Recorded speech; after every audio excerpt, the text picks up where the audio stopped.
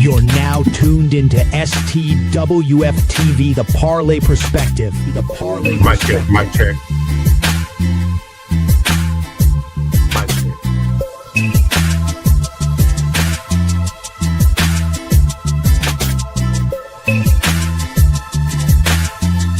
5, 4, 3, 2, 1. What's up, everybody? How y'all doing today? It's your boy, Coach Lee. Happy happy Monday to you. Hope you had a great weekend. So far, my man who's always punctual and on time, and the top of his head is glistening, got a fresh cut this weekend. What's up, Mr. Dale? What's happening, Coach? What's happening, man? It is a Monday, and it feels like it. I tell you that, Coach. Yeah. You already looking forward to the weekend, huh? Yes. When you said hump day, I got happy, Coach. All right. What's up, Big Mike? Mike, your package should be arriving. I should get it sent off this week, brother. Let's go. Man, so, of course, tonight we're supposed to start with basketball talk and our two. Yeah, let's start with basketball talk. Let's get that crap over with. Come on. I'm ready. Let me see. So, Dale, when it comes to basketball, yeah. Let me see if I can get all it over up here. All over it, Coach. Boom. Men's top 25. Oh my gosh. Pretty simple across the board. Same and match the top 5 of the AP and the coach poll are together. Yeah. So any surprises? I think Arizona they left 2 since then. So they kind of come back to the pack. But Duke has started to surge. Yeah. Duke is definitely surging. But look, I'm looking at SEC, Coach. You know me, SEC. Okay. Florida pushing up, pushing the things up. SEC play coming to an end here pretty soon. So the SEC tournament, of course, is gonna determine a lot, I think, in the realm of the SEC here. Right. I don't have any hope for LSU, winning anything in the SEC tournament. But look, the SEC tournament should be a good one this year. To see, I believe it's in Nashville, if I'm not mistaken. Is it? Let me see. Have you ever been to a tournament? No, I can't afford college basketball. I can't afford that. I actually thought that was affordable. Nah, they are. Coach, you forgot. I'm the guy. I'm not a college basketball fan. I was about to say, Coach doesn't even like college basketball. Oh, I got you. I had these guys laughing when I told him up till this past year, I hadn't watched a championship game since. Oh wow, yeah. D Rose against Mario Chalmers. Yeah, he's missing out on real basketball. That's the only thing. You gotta watch Eddie. Nah, Jay, you're Blue Devils. I checked in fraternities. Yeah. My dad tries to get me involved. My dad, he loves college basketball. Good My man. brother loves college basketball. Good man. I was a fan growing up. Look, hey, now it's too sloppy for me. Dale, the court's too squeaky. That's it. It's the same reason why people can't watch college baseball, because they don't want to hear the metal bats go ting ting. Hey, I love college baseball, and I love the plink. Yeah, I know. It brings you back to high school, don't it? Yes, it does. During the time when they had limited fans, they was piping in squeaky noises into the broadcast. Terrible. What's good, people? Chili Will, what's up, player? Ain't a damn thing. How we doing today? Is it still cold up there? That's a witch's tit. I see you got on your winter gear still. Oh, yeah, we ain't playing up here. There's still mounds of snow everywhere. We just got back out of an apocalypse. Man, Will, you remember how I was bragging to you about last week about how on Friday it was 70 degrees? No, that'd have pissed me off. Hey, don't worry. It's a crisp 29 now. Good. Cincinnati. Hate this Couldn't place. happen to a better place. You still got a bum ass Big East. with them And it- schools that you don't know where the hell they are. Yeah, It ain't the like Bears it is used better to be now. though. Back when it was So, like, Syracuse and Yeah, Georgetown. all the movement was amazing for football. It was awful for basketball. Some of those moves, like breaking the Big East, that's problematic. That's kind of where I kind of fell off a little bit. I still watch. I love college ball. I love ball in general, but yeah. Look, I was just saying that to be a jackass. No, it's definitely not better. But hey, Xavier got to play better competition. They ain't helping them though. Yeah. No. So out of the top five, the current top five, who you think's got the inside scoop to bring the natty home? I still like Zona. I like what they do in their backcourt is dangerous. Duke's really good. Duke's always going to Duke, so we'll see them in the tourney, see what they are then, because they're always going to be good regular season. Yep. It's when they get to the tourney that we find out what the team really is. Michigan is a weird team to me. I haven't watched enough of them play. And UConn, I kind of feel like the way I always feel with Duke. We know what Florida they do regular got 6 season. losses in the SEC, bro. You said what? Come on. Florida got 6 losses and they play in the SEC. They're doing their thing. Florida's good. SEC basketball, though. Yes. SEC basketball is good. But it's not. You can't say the SEC label that goes with it when we say those type of things. It don't really carry with basketball. It's a good conference, but Yeah. So I got the Big 12 in front of the SEC when it comes to basketball. basketball, I agree. I would agree. It for me it goes ACC, Big 12, somebody else than the SEC. It was well, just a if year, it's not a year or somebody two else, ago. Because the SEC is always so top heavy, and it was literally just Kentucky for years with a couple teams No, sprinkled it in. was just a year or two ago. 12 out of the 14 teams went to the tournament. Man, that's great to have a 1-year thing, ain't it?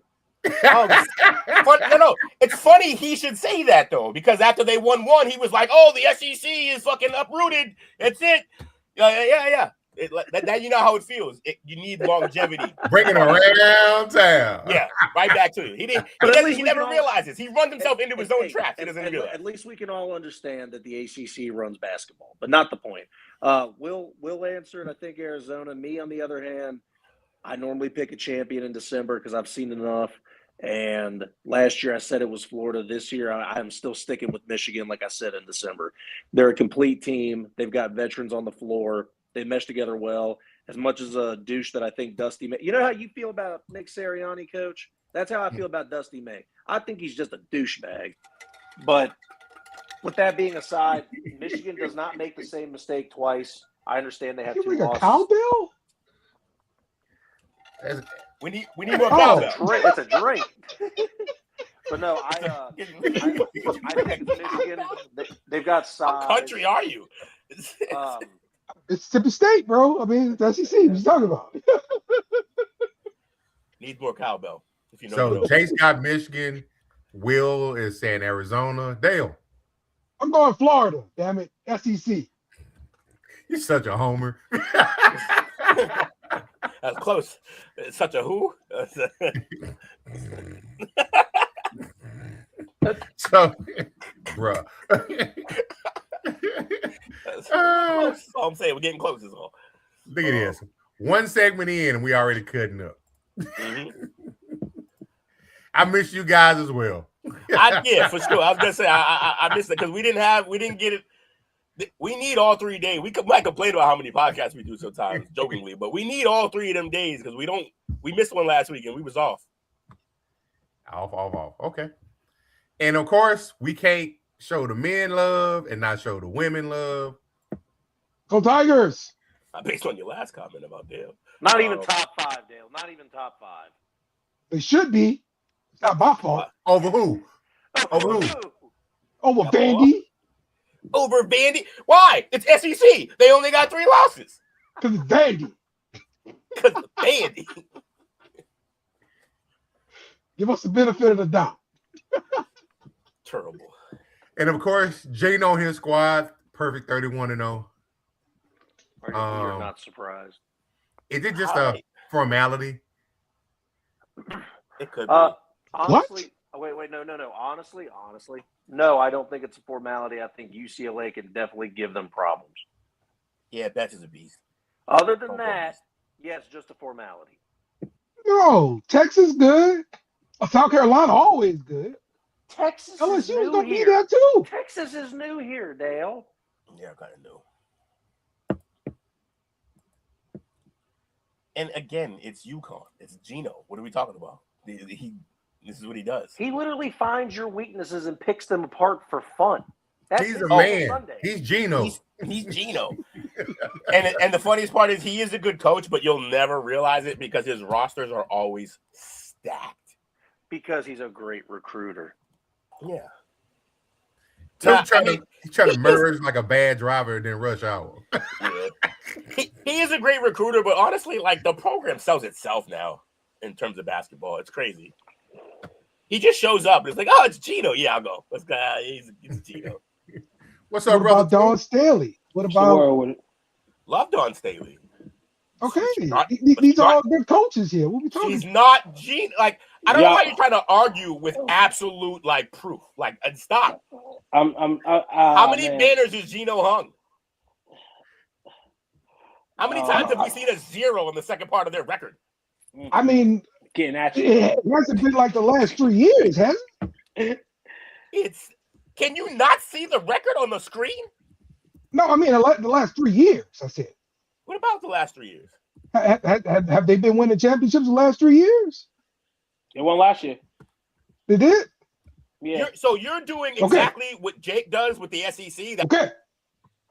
That's enough. Dale, I'm Dale, done. You're doing the exact thing that listen, Dale, you're doing the exact thing that Jake does with the SEC.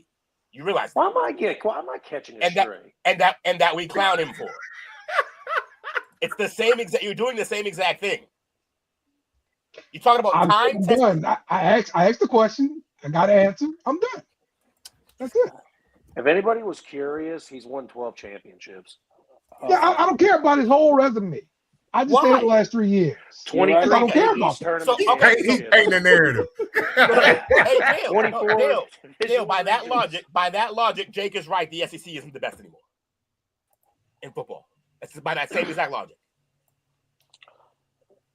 We know where UConn stands, and I'm not gonna be the sexist guy, but Gino Auriemma, who is a guy over these female coaches. Shout out to the female coaches doing their thing, but when you got a guy in WNCAA, he's already at an advantage. That's what I'm gonna say. Regardless of recruiting or whatever, when it comes down to coaching, That's pretty damn the X's and O's of the game, I'm not trying to be, but this is what y'all have gone into and why Gino's better.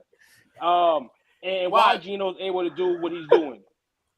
Why? They want to win for Papa Gino? Is that what it is? They want to win for Papa? They want to win for Papa Gino. A team to look out for in these rankings right now is Vanderbilt. Vanderbilt is very, very poor. This man loves Vanderbilt. They got the lady in Blake's, but they got a bunch of ladies that come through, you know, whenever she has a flaw in her game, whenever she has a bad game, which I haven't seen many bad games for her this year.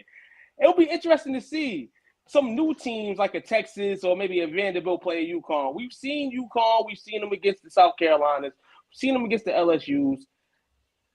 When it comes down to Dawn Staley's probably the only coach that can kind of be in the game with him. I haven't seen it from anybody else yet with his full roster healthy. Only reason why Dale was not winning championships the last few years is because he had girls that were hurt. Yeah, that's really it. I mean, other teams were good. No, but the team that they were putting out there initially were better. They got hurt though. Like, remember, Paige was missed 1 year, and if Paige is on that court that year, they probably go deep. And then Ozzie got hurt the next year. Yep. So and those are two of the best players in college basketball. One of them is the first overall pick, and is about to turn around the Dallas. Huh? Both of them about to be number 1 picks. Ozzie all they do is print number 1s. I mean, Ozzie might not go 1 though. I think Betts goes 1. I think Betts goes 1 to the Wings. They need a center. I mean, the only reason why Ozzie probably won't is because of the little relationship that they have off the court, her and Paige. That would be phenomenal if they drafted her, though. They might just draft. Now that I remember they are together, right? Yeah, they might just draft her, bro. Put the wives together. Hey, wait, I just want to go ahead. I'm trying to petition for this. Tuke loves Vandy. We need to get him a shirt. I like all these. I like a lot of women's teams. I like Football, women's basketball. Texas, Vanderbilt. Shit, he probably likes I love baseball teams, Louisville. I like Fairfield. Not like because of the teams, though, because they're. Did you say Fairfield?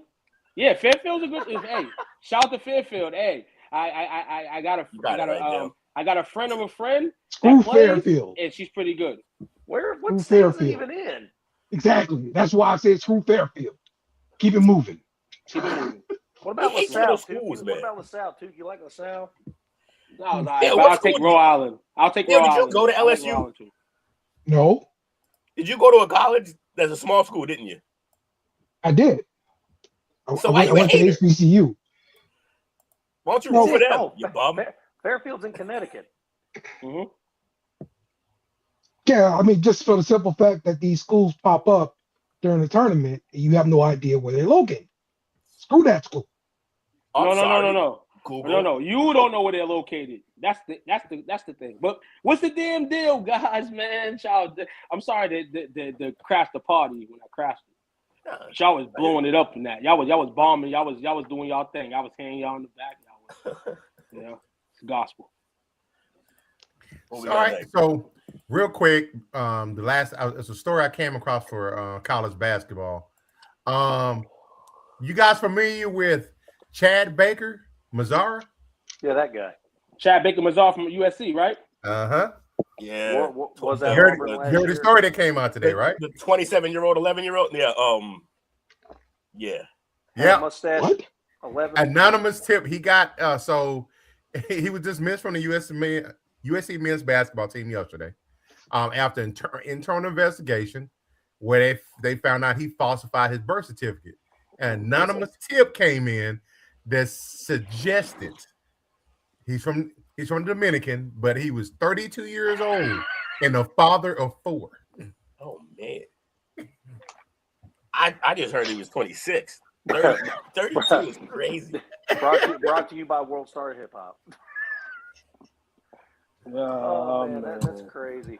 27. I saw Now that, it came from a parody account, but keep your eyes out for it. I instantly thought of bench warmers. This is my birth certificate. It says birth certificate over the year. That's the funniest rumor that's the funniest reason in the world that I found out today in regards to the situation. I heard another reason. Rather this one is the real reason or what I'm about to say is the real reason. Apparently, yeah, he is overaged, and we know that. And a lot of overage kids are playing NCAA. And now your money brings people in. Shout out to Dale. But there was someone on IG that said he may have got picked up by a Puerto Rican team overseas. I mean, not Puerto Rican team in the States, because Puerto Rico was in the States, for some good money.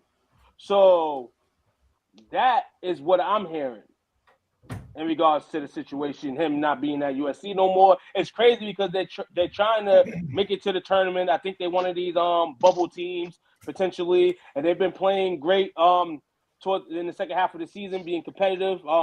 Gilbert Arenas' son back over there helping them out as well. So this is very interesting right now that he is leaving at this time of point. The season's over this week. So very interesting that he's picking that up now and going to Puerto Rico to play, or he's too old and he got 5 kids and he got to take care of them. This guy here. This is how he showed up to the university. I am 12. I am 12. I am 12. That's like 20. That looks like 21 to me. Oh, He's man. a man. He's 40. Literally. Oh man. Okay, so let me get back on task here. Allegedly. Where'd it go? Okay, so next up we have this. We're going to talk about the second half of the NBA season. I got a couple of questions I want to mull around with you guys, but before you do that, because I got people out there looking out for your boy at all times. He just sent me this. Hold on a second. I'll take the sound off of it. But two, this might be of some interest to you, brother. And it's going to be right here. Turn the audio down. It's kind of grainy in it. There you go. It's clicking up.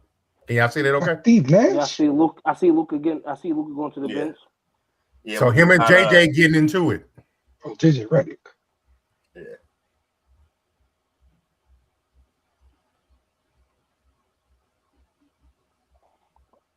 Yeah, look.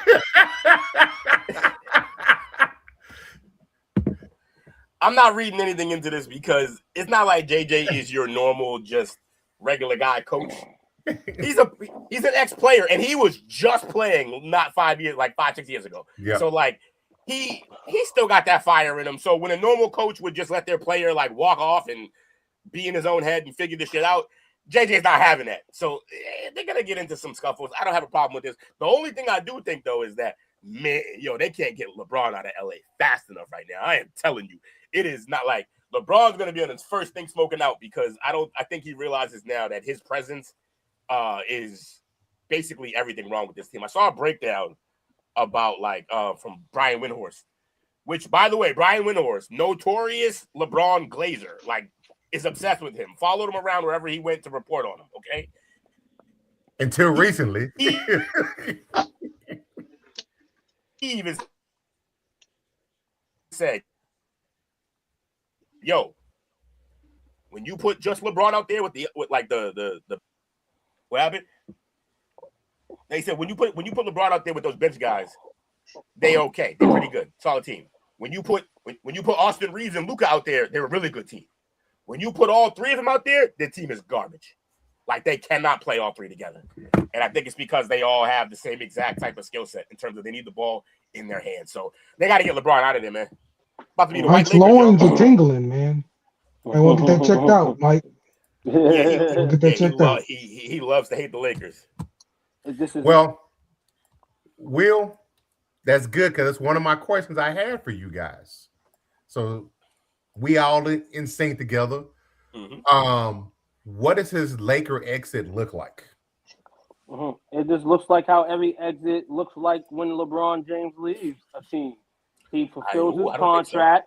He fulfills his contract. His contract's up, and then he goes to another team. I mean, despite everything that happens, we know. We watch LeBron and play with teams for grit. We know the last seasons are kind of crazy. The only difference with this team is there wasn't a lot of trades and all that through the deadline. Usually when LeBron team stints in or LeBron's reign is ending on teams, they start doing crazy stuff. To maneuver the roster for his liking, though they know he's leaving probably. They don't know if he's staying. I told you guys, if y'all don't believe it now, under construction is the word for it. And it's been like this. And to the point of this here, yes, Mike, they imploding because, like you said, Will, LeBron is fast enough needs to leave. Because we know having Luka there now, it's going to be at some point fully his team. If it's not right now. Lakers look bad right now. We suck. And at the end of the day, JJ Redick as a coach, what that main picture was of, that's this coaching, man. If you can't talk to your best player like that, then as a coach, I don't respect you. If you can sit there and talk to your player like that in the basketball mode to a point where he feels a certain way, do it. Maybe it brings some power. Maybe he starts playing some defense. That's what he needs to do. We know Luka could score the ball with the best of them. But shout out to JJ on that, and I don't think there's nothing crazy on it. Is it lack of respect for the coach, though? No, it's not lack of respect. The coach is the coach. He's the coach for a reason. He's going through his own phase already, being one, a LeBron James head coach, and two, a Lakers coach, that every time a loss happens, he's under the scope. It's not only the player that gets blamed, the best players in this situation, it's the coach too. So he has to start being hard if he hasn't been hard already. Well, I mean Luka though. I don't know if you ever read. I bring it up often. There's a book I read in middle school called The Whipping Boy, and it was about a prince who had a servant who would take all his beatings for him. LeBron James is that prince, and every one of his teammates and coaches are that servant. Whenever shit goes wrong on a LeBron team, everyone but LeBron has to deal with that. Not LeBron. LeBron, he got to do his presser, but LeBron solidified. He is what he is. We already know he's one of the greats.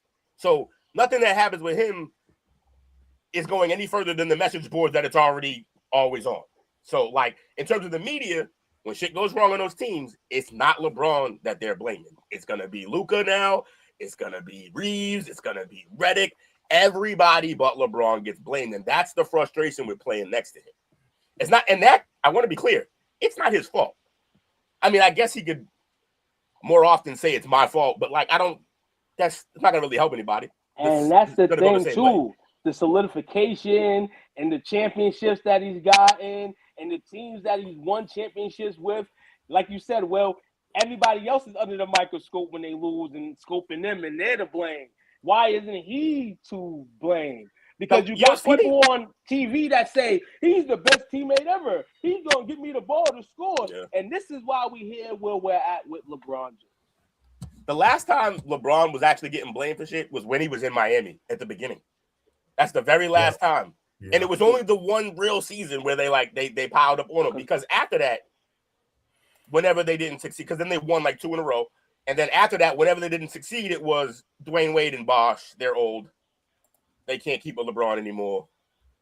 We're going to move guys. We got to do this. We got to do that. So, yeah, he got a lot of the blame for, like, the whole first stint with Cleveland and then the first year with Miami. And then since then, he has been riding high. But I'll say this, too.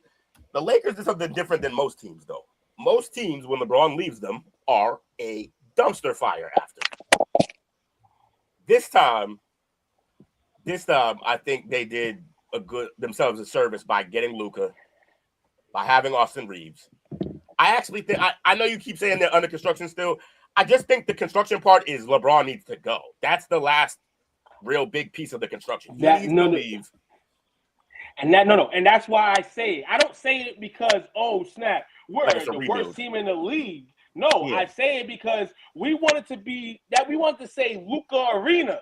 That's what we wanted to say. But as long as the best player, one of the best players ever to play, still on the team, it's still going to have LeBron at the end of it. So that's what I mean by under construction. And people then this is why sometimes you got to kind of go 40 different ways to how people are saying shit. And really, at some point, we'll get it. But these guys need to change, and you can tell it. The players under them, they're just disengaged. Like, Ayton disengaged. Like, these guys are just disengaged where they're supposed to be guys that's supposed to help us win. And you want to blame somebody? Blame them guys. Blame the others. Don't blame Luka. Don't blame LeBron. Don't blame Austin Reeves. No, but this is what happens. We just talked about this. No, don't blame LeBron. Don't blame none of them. The others suck. All players on our roster are trash. That's not true, though. Bro, when LeBron's off the court, your team plays well. When LeBron's off the court, the team plays well. All them other guys, them Jags that we like to call them, all them just the guys, they play a lot better when LeBron's not on the court now. He shrinks the floor. We're gonna have a rival show tomorrow, Will, and we're gonna go more into this reason. Bet. Because no. Because we this has to have a like 50-minute story. Because there's a lot to unravel with this basketball team, entertainment-wise and basketball-wise. Because if you don't remember, the main bus died. The rest of the buses are entertainers. And this is where we're going right now in Laker Lane. The entertainers. He just called a $1 billion genie bus, porn star, brother, multi-millionaire, whatever you want to call them. They're entertainers. There's nothing special about them besides their bust. Jeannie had the ball sacking with her titties hidden in the picture. You can get it signed. This is what the buses are. I don't want to talk about this. I didn't know Jeannie was in adult film. That's crazy. She wasn't in adult film. I think she was in a Playboy magazine. Oh, okay. I mean, yeah. Shout out to LM Clips. 10, I see you. Appreciate you coming through. Shout out to you, dog. All right. So next part. So we just talked about LeBron, his exit strategy. like I say, y'all doing rivals tomorrow to go in depth. Yeah. Tankathon.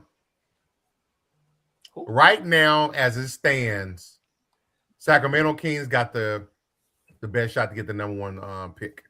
Yep. Followed by the Pacers, the Nets, the Wizards, the Jazz, the Pelicans, the Mavericks, the Grizzlies, and the Bulls. So that being said, who do you think ends up with the top overall pick? Now, keep in mind, I'm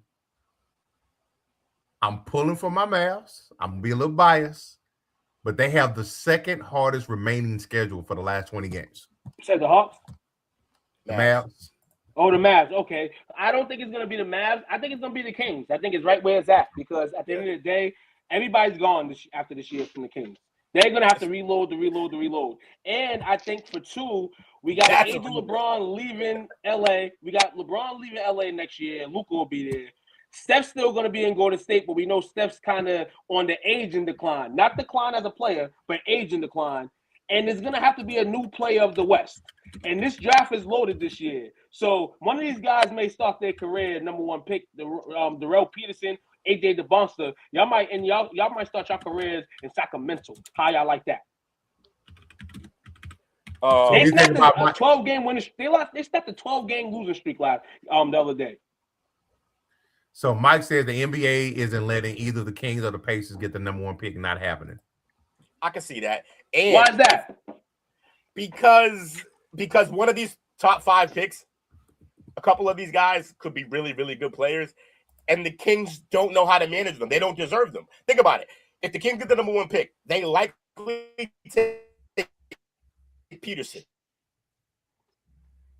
Wasn't it rumored almost at one point in time they almost moved to Seattle? Their third all-star caliber player after had Fox.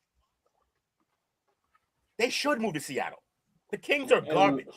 It's a bad franchise. They just, they had Halliburton and Fox in the same locker room, in the same lineup. Could have cooked. I get it, 2-point guards. So they move one for Sabonis. Then they let Fox go. They don't deserve good players because they don't keep them and they don't pay them. So I'm actually with Mike on this. I agree. I wouldn't be shocked. Like, if they get the first pick, cool, whatever, then it happens. Like, they had the worst record, whatever, it happens. But if they don't get the first pick, I will not be surprised because of how bad they handle their team. Nets are another team that can definitely get them. I would be more solid than Nets. If the Nets were able to lose games on top of games, the Nets having the number one, I would go between the Kings and the Nets for sure. The Nets, Brooklyn, of course, with all the money they have as well, and then they can tack a number one pick to it. That's going to be a interesting offseason for them in terms of that. So, but where Sacramento, I say lands is, listen, remember that guy, Mitchell Robinson? Yeah. That played for Kansas? Yeah. And he got drafted by the Kings. He wasn't number one pick, though. No. He wasn't number one pick, though. Thomas Robinson. Yeah, they bombed that too. Robinson. So he bought and Bagley. And Bagley. I just feel as if, like, the way the NBA, okay, you guys could be right 100%, and I'm wrong 0. I think I'm wrong 0%. I think the team I feel is not going to be the team. But my question is, what team has given up the most this season? If you could just think for 1 second and give me an answer. Giving up the most. The Nets were dealing stuff away. I don't know. Who you thinking here?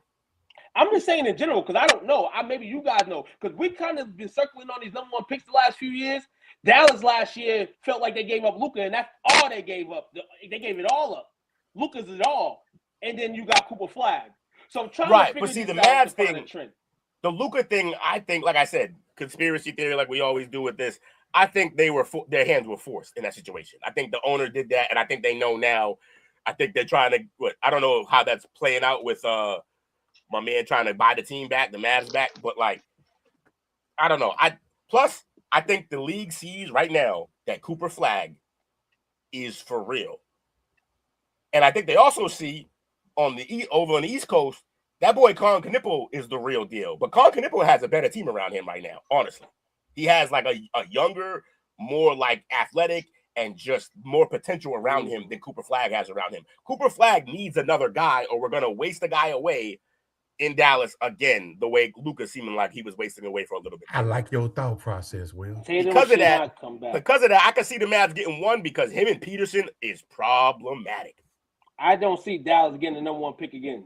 They were in fortunate circle. Shout out to Nico for fulfilling the dream.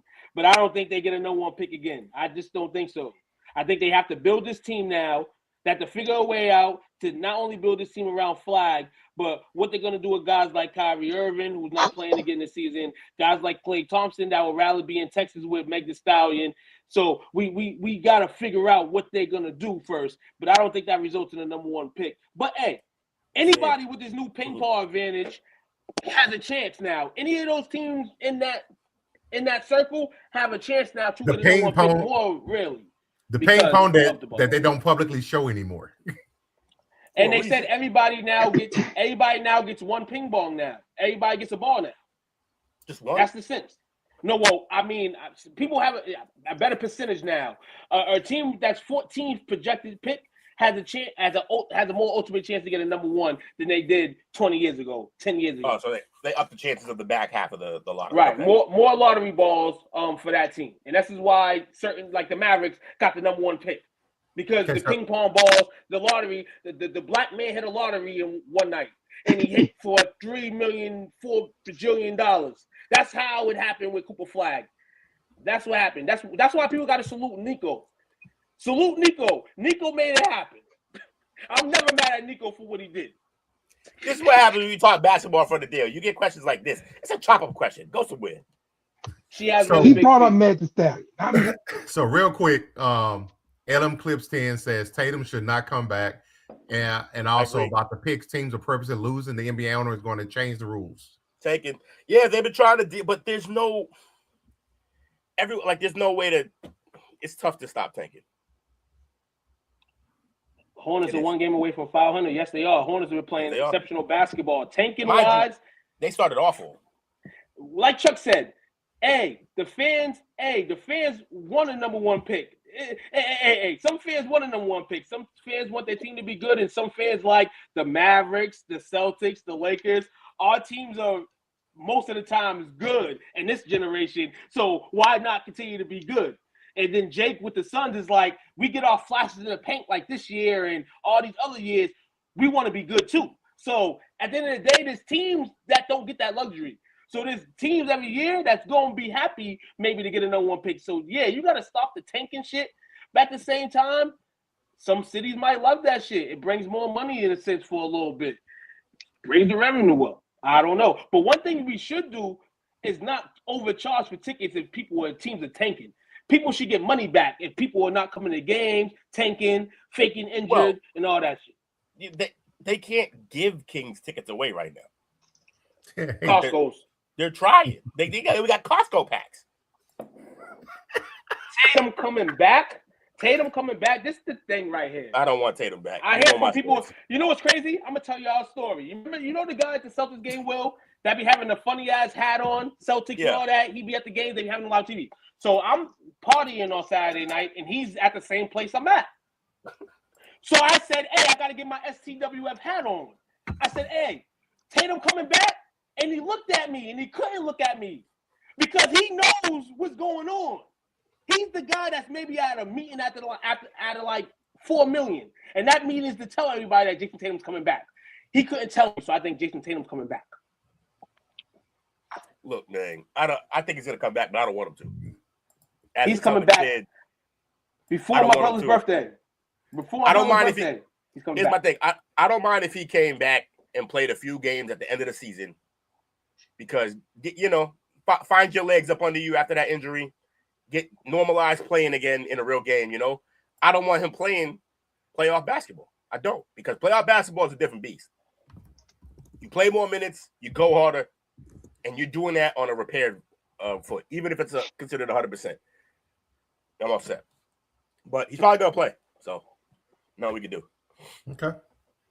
All right, so that's the fun part. So we never got to go over to a sad part. What is that not fun part? We got a sad part now. So we got news. I think was it yesterday maybe? Was it no today? Late last night. Kyrie Colorado quarterback Dominiq Ponder. Yeah. He died early Sunday morning Crazy. in a single car crash. He was only 23 years old. And they're saying that he was driving his 2023 Tesla when he lost control on the curb and hit a guardrail and hit an electrical pole and rolled down the embankment. God damn, bro.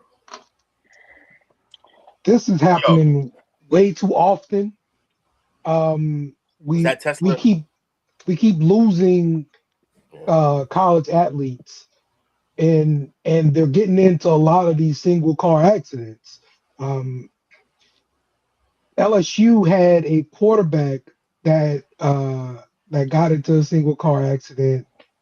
I want to say over the previous summer, and I mean he was able to come back sometime at the end of the season, but I mean he was in serious condition, and you don't get very many updates and everything like that from a kid who's like away from the team because of privacy reasons. But I mean we've also heard about several different car accident kind of things with Georgia's football team. Like this is happening way too often. I mean, there's nothing, per se to really do about it. It's just, I mean, it's got to be, handled, I guess, at the parent level, right? Because, I mean, but it's so hard because it's your kid is grown, and so you don't technically have the, the means to correct them and tell them, hey, you can't go drive a car or something like that. I mean, but also, if you're just driving, like thousands of people die every day car crashes. Yes, like it's just. My assumption is, and we probably all are assuming this: you're young, you drive fast. They probably got a souped-up car too because they got the means to do it. And you just starting to learn how to drive, and you got this really powerful ass car, and you're driving fast. This is. I have me personally. I don't think 16-year-olds should have their license, and if they do, they should have to go through. They go through driving school and all that, but I think it needs to be pushed up. I just think, guys, you can't stop anybody at that point once they hit a certain age and they get their license. Now, this guy's 23, so even if the age was 16 or the age was 18 or the age was 21, he's legal enough to have a license. I do agree where a lot of athletes are getting into this type of stuff. Here in Massachusetts, we lost a great guy in Terrence Clark, who was leaving out of Kentucky as a freshman, projected second rounder in the draft, and he has an ill whip, and he ends up crashing, going crazy miles on a main lane, and he gets and there's a car collision, and he dies. So, yeah, I'm for the NCAA or the law in general, putting restrictions on driving. But once they do get their license and then do an all under the wheel, there's no telling what could happen. And that's why me personally, I'd be scared. I'm scared to go on the road because I can't trust the NCAA people. People say, oh, you take transportation though. Yeah, I got to trust those people too. But I feel like those chances are more, I mean, every chance is kind of the same, but, and I can't say I've never had a bad experience on the MBTA, but it's a wild situation when you give yourself the hand on the wheel and you got to be on defense and offense. That's a sport too in itself on the road. Yeah, look, it's unfortunate. It is super sad, but like people die, and it sucks. And every time somebody dies, we can't change rules and shit. Like no, that too, absolutely. You can't just because shit's gonna happen, and that's why I'm saying. At the end of the day, it's like it happens, and nothing can happen to change it. Like culture, classes, all that stuff. People got to become smarter. They got to become smarter. I try to be nice on this, Will. I was trying to be nice. if you change, let's say you pass a. Obviously, there's no way they would ever let it be a NCAA league-wide rule, but they could individual schools could have like certain restrictions on driving and stuff like that. But then you know what's going to happen? Then you're going to get team representatives driving kids everywhere. And to do so, make it easier, you're going to have some of them carpooling. And then they're going to crash and lose multiple people at once because things just happen. It sucks. It's terrible. It's not what we want. But you can't avoid some of these things, man. You just... It's tough, man. And also, I want to know, was his Tesla in drive mode? Like, was he driving it? Yes. Because that'll be bad for Tesla if he wasn't. Oh, you're talking about was he physically driving it? They haven't verified that yet. That'll be fascinating information to get, because if he wasn't actively driving and it was the AI, oh, shit. That's going to be a problem. I mean, look, we've already got those problems everywhere. But several different AI. Yeah, but exactly. Do you know the name of anybody who's died in any of them? No. You know this kid. No. And that'll make it a big deal. And that's how things like that get changed. When somebody like that dies. Yeah. Everybody knew about crack. Everybody knew about cocaine. And then Len Bias died. And it became like, holy shit, that's a major problem for these kids. We can't have them doing this. Yeah. And right around the war on drugs. Right. So back to some more positive stuff now. As far as college football. So I had a couple of topics. I want to get y'all perspective on this, of course. We just crowned Indiana as a national champs. Was that like a month and a half ago? So Sig, he's got the reputation of being a top program builder. He did it at James Madison. He ultimately did it at Indiana. So with what he's shown he can do, can they try to build a dynasty in Indiana? Yeah, I think they're gonna go through the freaking Big Ten, because they freaking own the Big Ten, and Ohio State is fucking trash. All right, they can just ride out. They might go head up against Michigan. How about that? Michigan and freaking Indiana just take over the Big Ten. I like the way that sounds. Man's trying to rage bait. It just ain't fucking fantasy talk right now. Jake, you ain't having that, man? Nah, it's just, it's like LSU winning another national championship. It's never going to happen. Smoke and mirrors. Dale's going to Dale. Hey, remember LSU beat Ohio State for one our natty, so we good. I think you beat the Gators. No, not the Gators, but another one. Would you? Yeah, enough. I don't have a dog in this fight. Okay. Quarterback battle. We got a big one taking place in Alabama. You got Austin Mack, who followed DeBoer from Washington to Alabama, and then your boy. I knew this was coming up. you got the 5-star redshirt freshman, Kalen Russell. Russell. How do you guys think this plays out? Well, obviously, Matt has the leg up. It's his guy. Yeah. So he has a leg up. He knows the system that's probably going to be in place. But, man, I saw Russell play. Now, I'll say this. Corey Moore ain't walking through that door. But if he was. You crazy, dog. Now, I had thought originally he was going to be able to try to challenge last year because they went in not really knowing who the starter was going to be. Yeah. But as you think about it afterwards, it's good he redshirted because, that little snippet was his twin sister, who was supposed to attend Alabama with him, passed away. Ooh. So he had all that going on. So I think obviously you're not going to be able to replace a sibling, especially a twin sibling. Would you want to stay at the school that you were supposed to be there with sis at? I feel like I'd want to move. Yeah, I was about to get gunned out. but then I would think this was our dream though. So I'm gonna complete it for us. True. So it could go either way. I don't know what the kid's makeup is in terms of how he'll view that.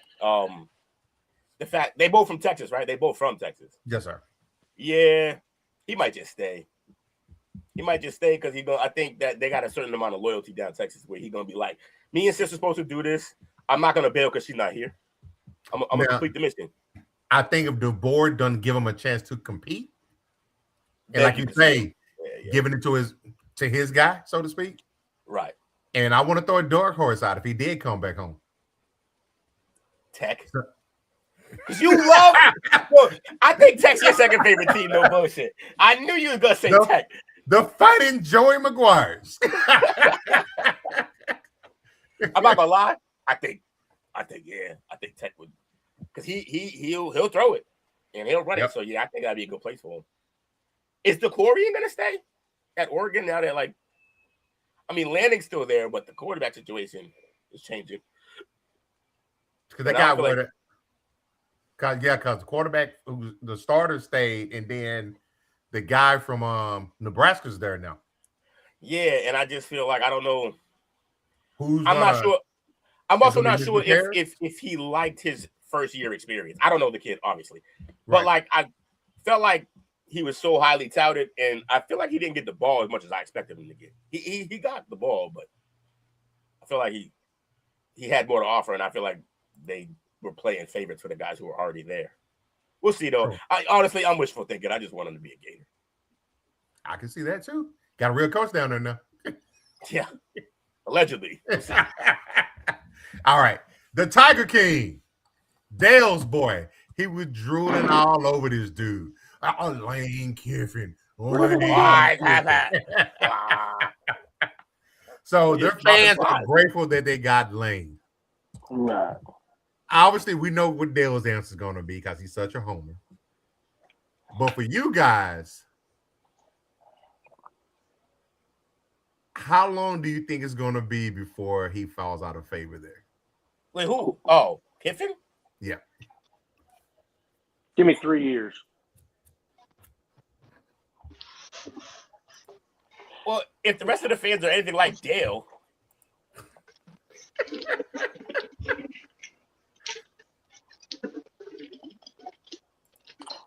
Sips tea. How many natties, Dale? How many natties? 3, 4? Yeah, he gonna. Y'all didn't hear he was leaving LSU to go be the new Ayatollah for Iran. I mean, I saw that. He already leaving. Hey, yo, chill out, dog. Try to get us flagged. Leaving, bro. What you talking about? Him and Dak's leaving, I guess, to be in the same position. They're about to have an interview, both of them, in a tour. Hey, yeah. Kiffin needs to win this year. Wolves ain't got no bench. Wolves ain't addressed nothing at the trade deadline. You know, they tried to ride Edwards training until they want to. Yeah, they desperately needed a bench. They should have traded Gobert for some bench pieces, and they didn't. LSU, I'll give him 4 years. I'll give him 4. Okay.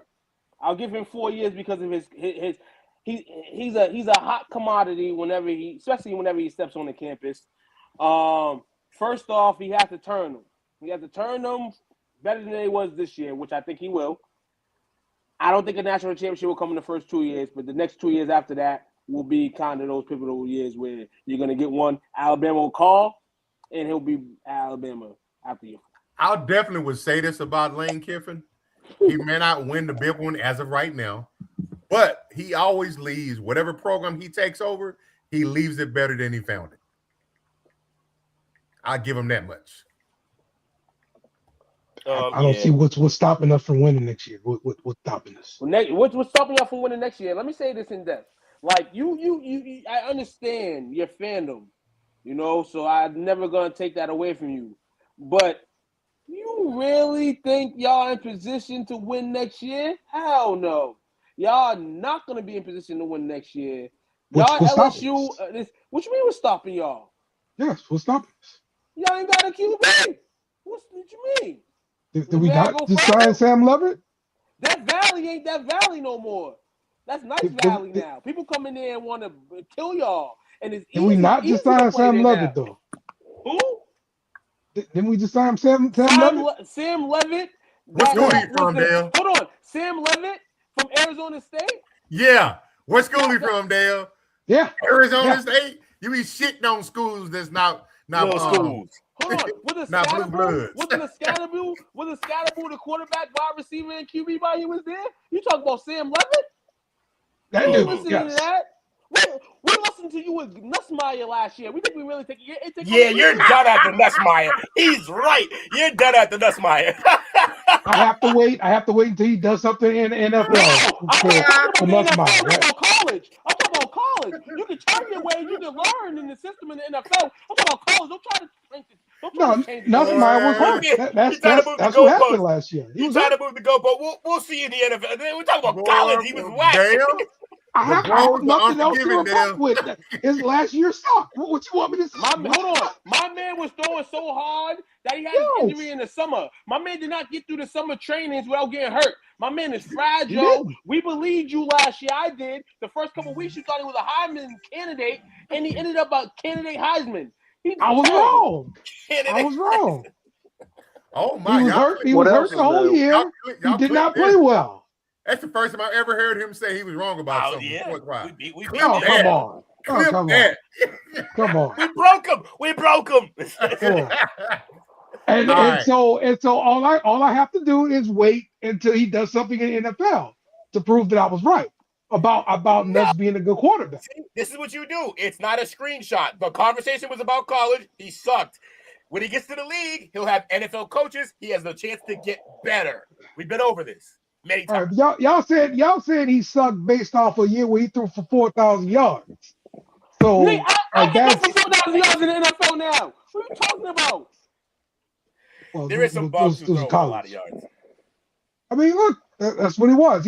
He was the leading returning passer. Every coming back Saturday last night, year. I see LSU play on TV. They got slapped up or lost. I'm not listening. And under the bright lights, he was not it, Chief. Cool. Like I said, I no longer have any more eligibility to rebut about. I have to wait until the NFL. That's it. That's all right.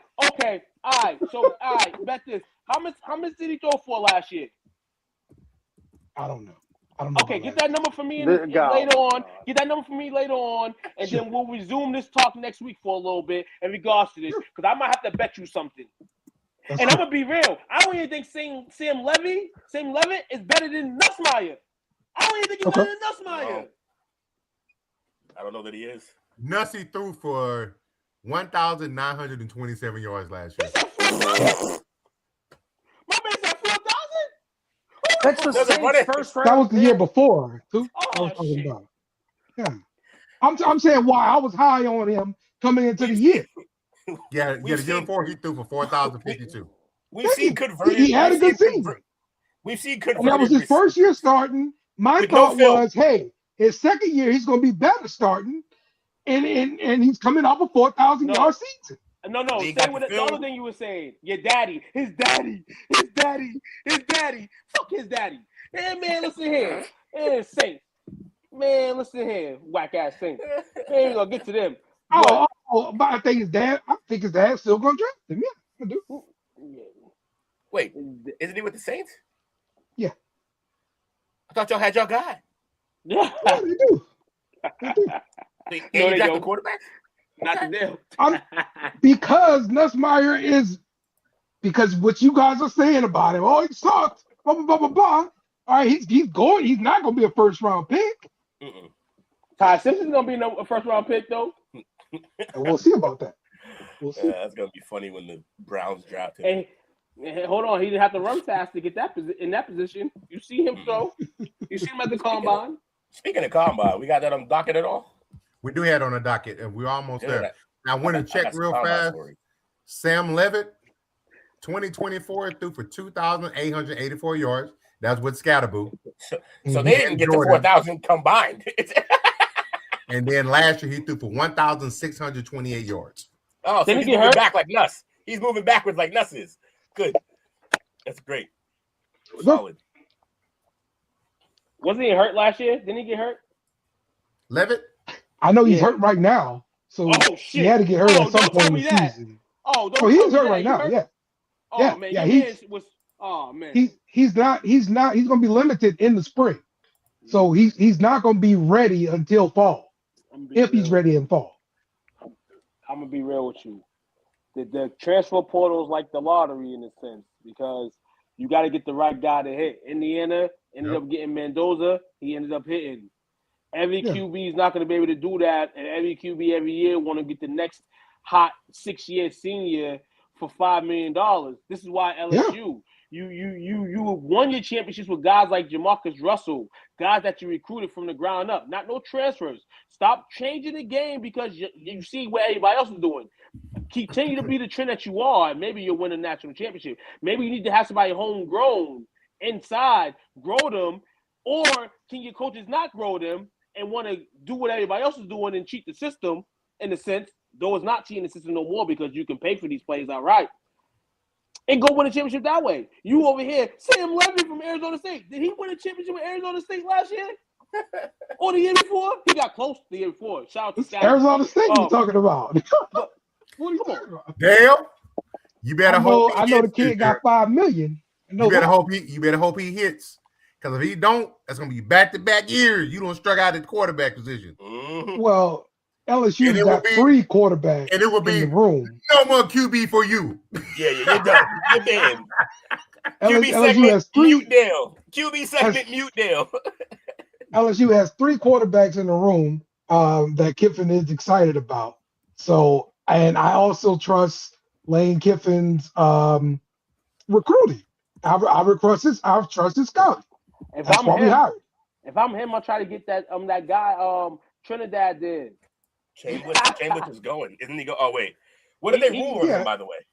No. He got the extra year from the Mississippi court. All they did is all they have to do is just rule a temporary restraining order. So the temporary restraining order prevents him from getting suspended. Right. NCAA ain't going back to court. And if they do go back to court, it's going to take a long time. He's going to be playing. It don't make sense. He's going to play. Be over. Yeah. Yes. Play. Okay, fair enough. All right, Dale. Yes. Got something for us. Talking about some stickball. Yes. You guys wanted to talk about LSU. So we're going to talk a little bit of LSU baseball. And LSU baseball. Yeah, that's right. I sat through your basketball crap. So shout out to Dale and LSU baseball. Everyone likes basketball but you, Dale. No. We are a vocal majority over here that don't like when we talk about I think Ant talk about MVP. basketball. I think Ant could win MVP. We'll see. He can win MVP next year, not this year. So you'll see here that it was a low scoring weekend for the Tigers. Y'all out can't even there put away Dartmouth on the ball field. What are we talking about? You can't put them away. What do you mean? What do you mean, Coach? Look at that low score. I mean, you guys can't even. I mean, come on now.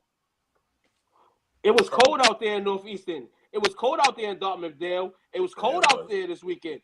You know, besides Saturday was nice. In New England. Yeah. But So Sunday it was cold. Today it was cold. Northeastern, y'all play Northeastern. Nice. Yes, and we play them again today. It's going on right now. I'm sure. What was the score of that game? I can't see that.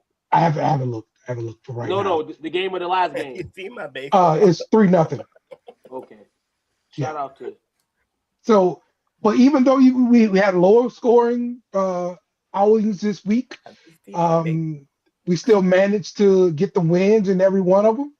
Saturday, we had our junior pitcher, Cooper Moore, outstanding through about 7 2/3 innings. Gave up 1 run with 10 strikeouts, allowing just 3 hits.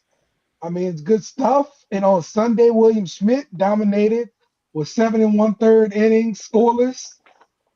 He had allowed 4 hits, striking out 9. So definitely good weekend for the defense. It's going to be a busy week this week. Them 2 errors. That's great defense. That's great. So this week we've got a tough week. We got Northeastern coming up today, and then in the midweek we got ULF yet, and then we got a weekend series with Sacramento State. So busy week for the Tigers on the diamonds. Shout out to that. Dale got the ill emblem from LSU. LSU, you ain't gonna talk about that loss, but it's all right. You ain't gonna talk about the loss to Magnesi. Can you talk about the loss about Magnesi real quick? We gonna talk about the wins. They lost to McNeese State. Yeah, we lost to Magnesium in the midweek. There is I believe he's a freshman pitcher who coming off the injury. They let him work, and he didn't have a good outing. He got toe up, and they lost the game 7-6. Do you watch these games or just follow the stats? He watched these games. No, I watch the games. He watched these games. I call bullshit. He was upset when I mentioned that they had lost. You and Jake brought it up to me. Like, yes. I was in shock. I was in shock, Dale, because your team's nice. I was in shock when I seen the loss. It's good to have brothers, man. They never let you forget. Uh-huh. Nothing is right. My BC Eagles 5-5. BC 5-5. Loses 2 straight. Hopefully we can get together. We do have a game, I believe, tomorrow. But that's all I can tell you about BC baseball. It's just like every other team that BC has. Ain't 40 games over 500. Probably 40 games under 500. Yo, remember when BC used to be relevant in football and basketball? Yes. Now it's only hockey. Sometimes basketball. Now it's only hockey. Yeah. And now it's only hockey. Honestly, we ain't even that good in that either. Honestly, it's just that we get the recruits and stuff like that. So it's kind of good that we're in the top 10, top 20 every year. But other than that, we lost to BU the other day. BU and BC is a hell of a rivalry. But being where BC is in hockey, there's no way we should lose to BU. And we keep letting these guys off the hook. They're part of the bean pot. They're being but they play. It's crazy because in baseball and hockey, teams probably like 8 to 10 times. In terms of you have a common general schedule where you play teams. Like in SEC, he probably has SEC plays Dale, so they probably play against a bunch of different teams. But in the sense of BC's all. I guess that's just the early season part of baseball, Dale. If you could probably let me know more of that, where they play the same team 4 times.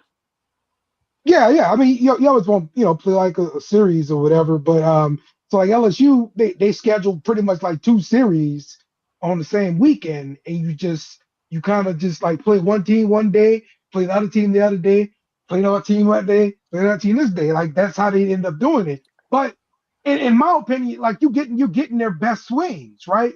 They got a day off. You don't. Right. You're going hard 4 days straight. So. Where you're just paying like a 3-day weekend typically during the season, you got to pitch a lot more arms, so they're stretching your team out a lot. You working a lot of different things. Okay, that makes sense, man. Because in hockey, I'm like, this is crazy. How you play the same team mad times in a year? There got to be some separation at some point, but I guess. Mm-hmm. But yeah, you got to get ready for these tournaments, right? Like your regional tournaments. Because you're getting that loser bracket. Hey, you're gonna need arms. You need arms. You're definitely gonna need arms. What they gonna need? Have mercy. But you can't kill those young arms. Don't kill them. Yeah. Don't. Okay. Let me see. Before we get into Jake's part, I want to share this with you guys. I was going to share it earlier, but I saw it and my inner suburb kid came out, and I enjoyed it. Let's see. There you go.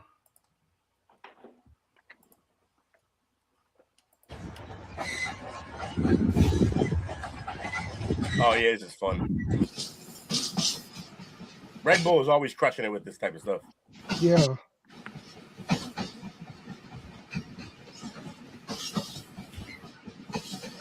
Kind of just want to know how the end goes.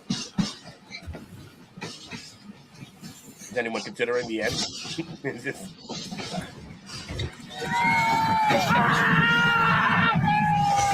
Yeah. What y'all think about that? That's awesome. Phenomenal. Well, why Do a flip. Red Bull the only sponsors for stuff like that? I thought that was pretty cool when I saw it. It's been good press though. It helps sell their beverages because everybody wants to watch that shit. Remember, I think the very first ones was Travis Pastrana jumped out of an airplane without a parachute. Yeah. And had to catch up. Hey. So. It gives you the wings, man. Simple. I won't drink it, but Red Bull gives you wings and heart problems. Yep. So true. You know there's actually more caffeine in coffee than there is in Red Bull? Yep. Really? You just Well, convinced me to keep drinking Red Bull. No, Red it Bull's still don't make because your of heart the rate like sugar. that. You said what? The sugar in the Red Bull. Oh yeah. Not good. But then the sugar and coffee, but then the sugar in the coffee too. You know what I'm saying? No, it's in the no. road. You Well, when I gotta add that drink sugar. coffee, I drink coffee like me. I do my coffee black. I like my coffee like I like me. Naked. What the fuck? I want my coffee to taste good. Give me all the food stuff. You're drinking milk at that point. Chocolate milk. Cocoa. Chocolate milk.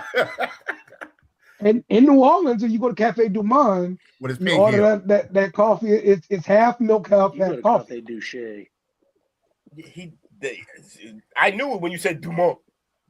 Y'all see Cafe Du Monde all the time. All right, it's time for our Jake segment. Let's get it popping. Welcome to Jake's NASCAR Niche, where we dive into the twists and turns of the racing world. I We need Jake. an LSU intro for our segment. That's what we need. Yeah, you should work Get on No that. one needs that. I'll get on that. Two equally unwatchable segments. See, I've got this great friend. His name's Coach Lee, and he helps make these edits for me, and I appreciate it. I got a guy. Yeah, this weekend we were racing in Texas, Coach. We were at the Circuit of the Americas in Austin. And, Yo, they got a new coaster out there at that same location. Called Circuit Breaker. like Check roller it out. coaster? Yes, for real. What the fuck you know about roller coasters? You can't get on none of them Hey, shit. Dale, you see that trophy he's got? You see all the twists and turns? Is that what the roller coaster looks like? Sure. Yeah, so we were road course racing, so there's more than just left turns, as Will says. That trophy right there, that's exactly how the track looks, but I don't even care. I hate road course racing, but I watched this race because Tyler Reddick had the opportunity to do something that no other NASCAR driver's done in history, and that's win the first 3 races of the year.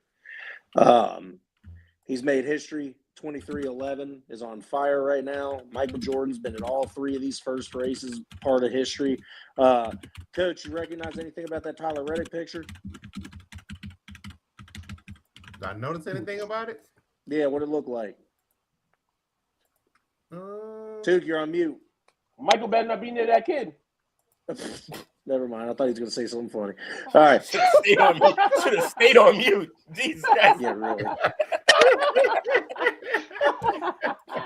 Coach, Will, Took, does that photo remind you anything? It reminds me of Michael. Get to the bit already. Jesus. It reminds me of Michael Jordan. It's the same pose Jordan did when he won his 3rd championship. Oh, the hat.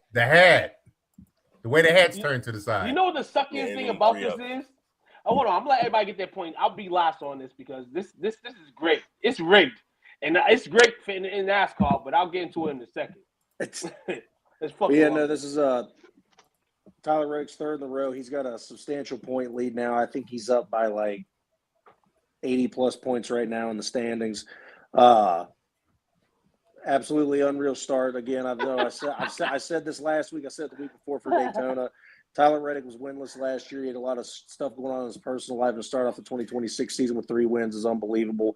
They go to Phoenix next week. Qualifying will start on Friday, or practice will start on Friday, followed by qualifying on Saturday. Again, it's road course racing. Nothing big in the standings. We're still early in the season. Nothing huge to cover. Took, what you got before I say that's you've been your dash in NASCAR?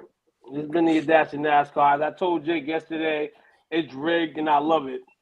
We was talking about the NASCAR when the season ended, and we was talking about ways to kind of get it generated in terms of viewers, money. They made a new change to their, I guess, the ownership department and stuff like that. So it's great to see this. This man won 3 races in a row. But this only means disaster for not only him, maybe not NASCAR, but for him. Because this is the regular season. Right, Jake? Yep. And we talk about all this playoff stuff that's going to happen in the near future. So these 3 races right now, you're the hottest guy rolling, and people are going to bet for you on this 4th race coming up. People are going to bet money. This is where it's going to get interesting. And then when the boom comes, he's not even going to be there at the end of winning. Well, he got a crazy lead right now, but he's not going to win it. That's the crazy thing about this right now. That is so exciting that we don't even realize as non-fans, if you're a non-fan, that this is not the postseason. It's the regular season. Took, you're extending a NASCAR conversation. Let's get I out of have to. I love NASCAR. Let's get out of here. It's NASCAR. This is for all the NASCAR fans in here. Jake has developed a segment where hopefully some NASCAR fans are watching, and I want people to watch this, and I want people to see that this man, Michael Jordan, 3 in a row. Like I said, Michael stays away from the kid, you'll win another one. If he don't, and you know what, Will? You can talk your shit all you want, but someone other than me's been posting NASCAR in the group chat, or not in the group chat, in the group, and I love it. That means it's contagious. I'm starting a movement. That means it's contagious, and we should put a stop to it. Everyone's going to start liking left turns more and more, so get over it. Get over it. But in the meantime, Will's like, wrap it up, B. Wrap it up. Pack them up. We got it. We did it. We did the thing. Michael's still winning more than LeBron. That's crazy. He's still winning more than LeBron. That made the segment worth it. That made it worth it. Wouldn't it just be hilarious if LeBron ended up getting into NASCAR and just bombed it? Yeah. Oh, I also heard Jordan was shooting down missiles over the weekend too. LeBron didn't do that either. That's all I read. More on what we're doing. More I ran tomorrow on the moving on. All right, so we just finished up with day 4 yesterday. We just finished up on the draft.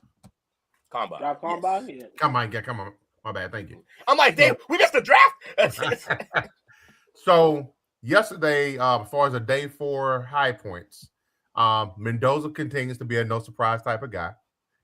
He's still the consensus #1 overall pick.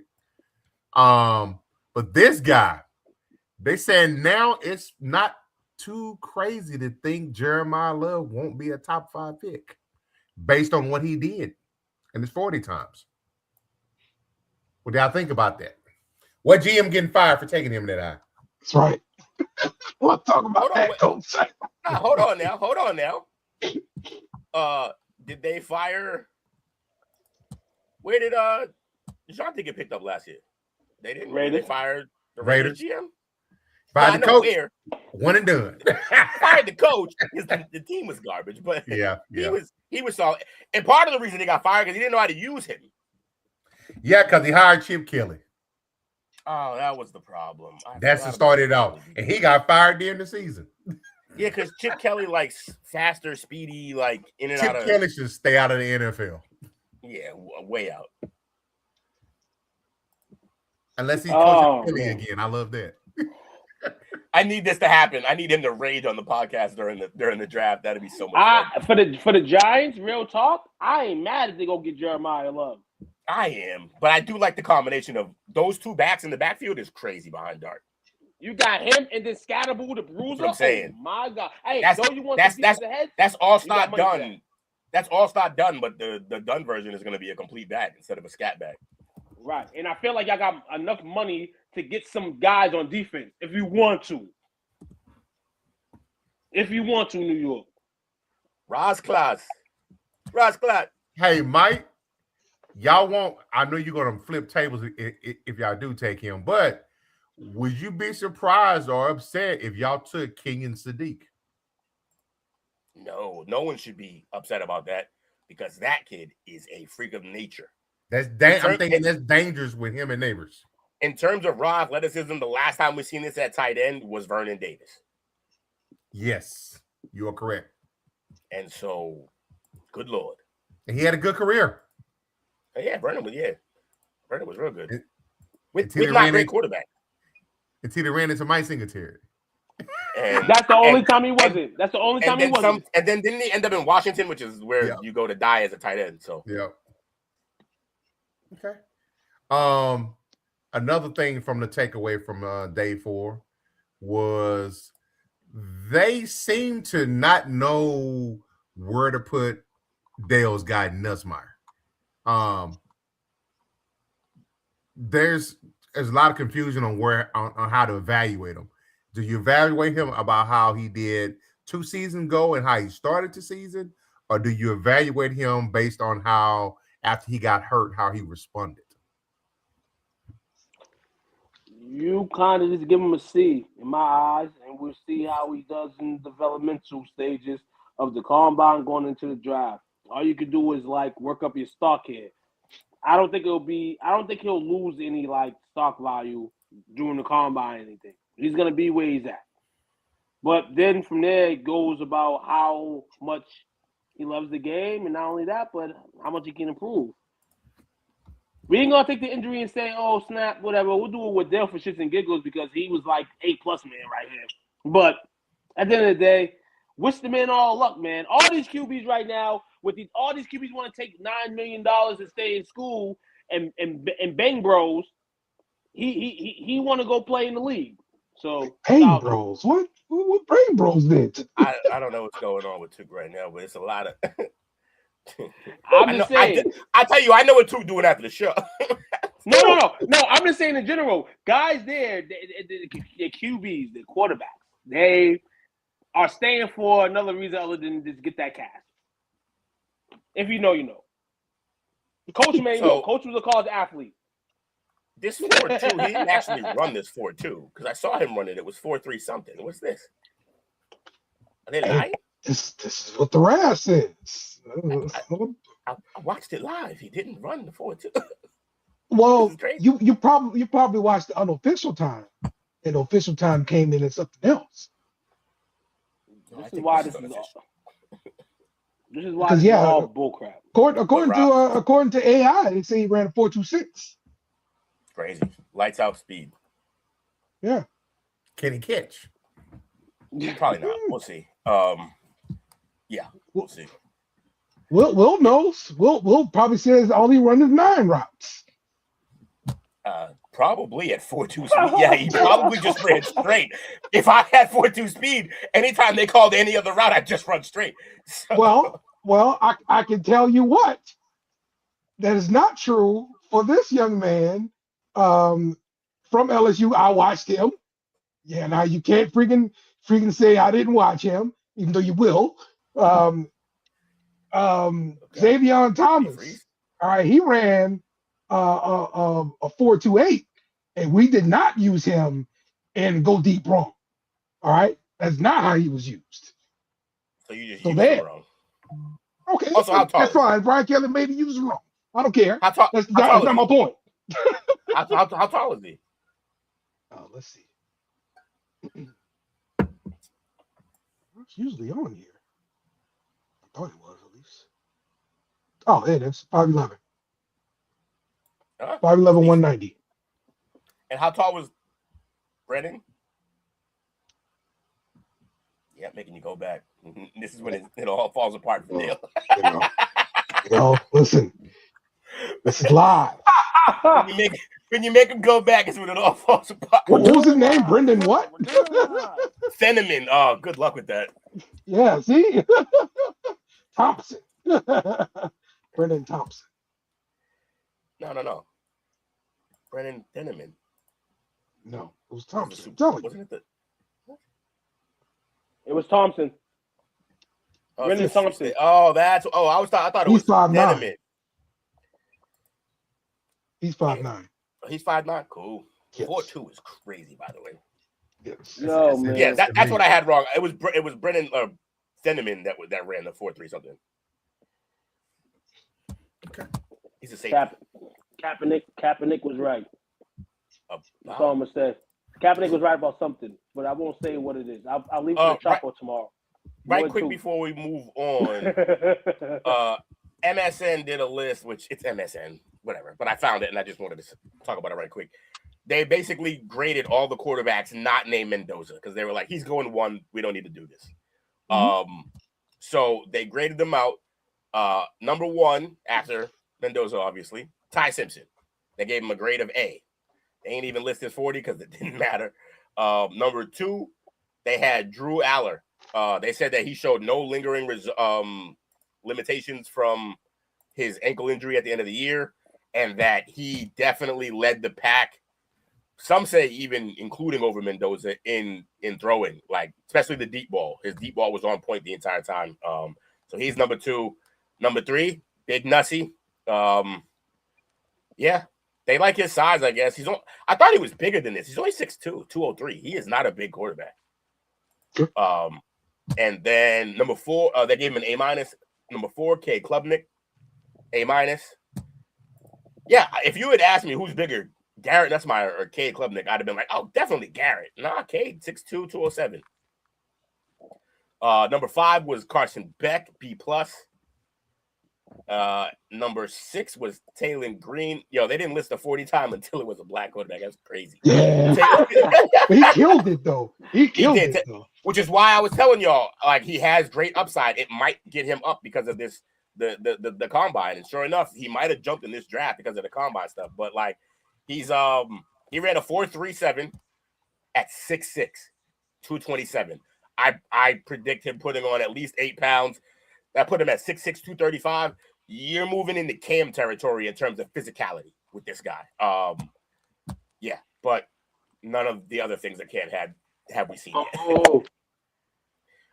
Number 7 was Jalen Daniels from Kansas, 6'1", 219. He's giving me Willis vibes. They also didn't give his 40. 8 was Haynes King out of Georgia Tech. 9, Baron Morton. And 10, Cole Payton. The rest is guys who will be selling insurance. So who were the quarterbacks last year? It was Cam Ward, Shador Sanders, your guy, your rookie that y'all got. Shuck. Oh yeah, Shuck. Yeah. Imagine forgetting your own guy. Right, your own guy. Yeah. Because the reason why I'm bringing this up is just because Dart, yes. I think this year's crop of quarterbacks are going to be better overall than last year's. And I get there's not going to be maybe more than 2 quarterbacks taken in the first round. Yeah. But I think there are better. This is a better class overall than the previous season.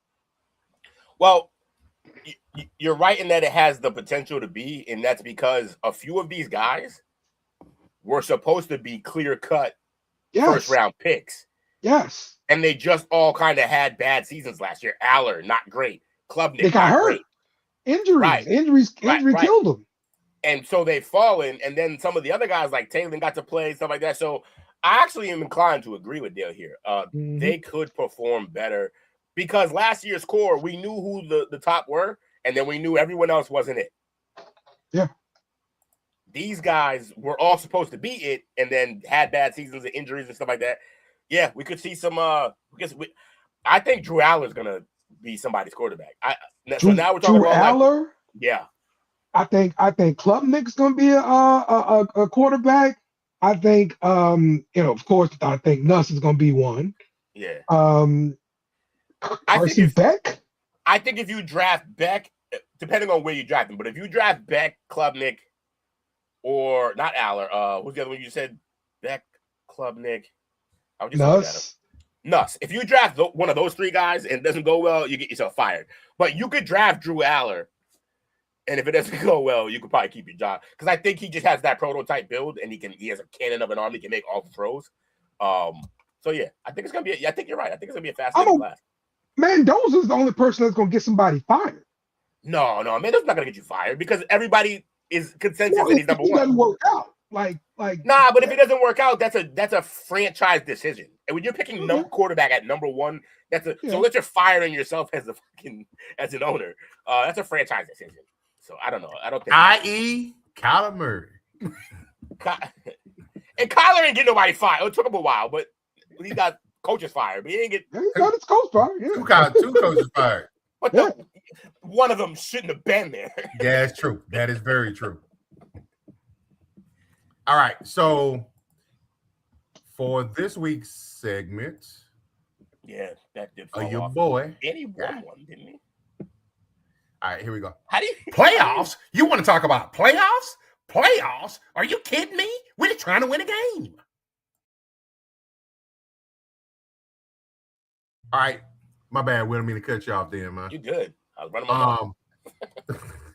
Okay, so for this week on the segment, I want to take a look at. They didn't rank it, but they have the top 10 NFL drafts of all time. But they didn't rank it. They got everybody at number 1. But I want to get y'all. Obviously, I love getting y'all's perspective because this is the Parlay Perspective. So let's get right into it. So the 2004 NFL Draft, you had 39 Pro Bowlers. You had 128 players that played 5 years or longer. Oh wow! Out of the 255 drafted, the standout picks was Eli Manning, Phillip Rivers, Big Ben, and Larry Fitzgerald. The 2007 NFL Draft, you had 34 Pro Bowlers, 122 players from 5+ years of playing. In that one, you had Megatron, Joe Thomas, Adrian Peterson, and Revis Island. It's a good draft right there. Mm-hmm. You probably got probably 3-4 Hall of Famers right there. Eventually, the 1981 NFL Draft. This is my opinion for number 1. You got 7 Hall of Famers. That's Marino draft. 45 Pro Bowlers. Not Marino draft. He was 84. This draft, you had Lawrence Taylor, Ronnie Lott, Mike Singletary, and Howie Long. The 96 draft, you have 5 Hall of Famers. That's the one with Jonathan Ogden, Marvin Harrison, Ray Lewis, and T.O. The 85 NFL draft, you have 5 Hall of Famers. You have Bruce Smith, Jerry Rice, Chris Dolman, and Andre Reed. The 2011 draft, you have 45 Pro Bowlers as of at the time of this. That's with Cam Newton, Von Miller, J.J. Watt, and Richard Sherman. The 89 draft, you have 5 Hall of Famers. Troy Aikman, Barry Sanders, Derek Thomas, and Primetime. Then the 19, this is way for y'all, way for my time, it's way for my dad's time. You got the 57 NFL draft with 9 Hall of Famers. That's Jim Brown, Sonny Jurgensen, Don Maynard, and Jim Parker. The 83 NFL draft. This is Marino, Dale. John Elway, Dan Marino, Eric Dickerson, Jim Kelly. That's a killer draft.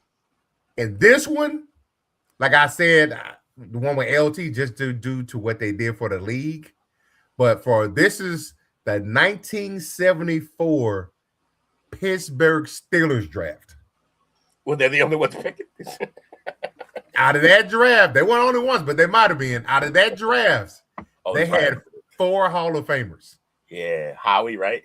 Lynn Swann, Jack Lambert, John Stallworth, and Mike Webster. Oh, not Howie. Nice. So, this is their top 10 of all time. Do you guys have a all-time draft that you liked? What was number 1 again? What team was it? What year was it? The first one, the number 1. The first one was the 2004 with Eli. Yeah, I tend to. So many great passers came in later, and it's because the game changed. Right. But those passers dictated what the league is right now. Some of the other drafts changed the league too. Like you said, LT's draft did some things to the league. But I think that 04 just changed so much.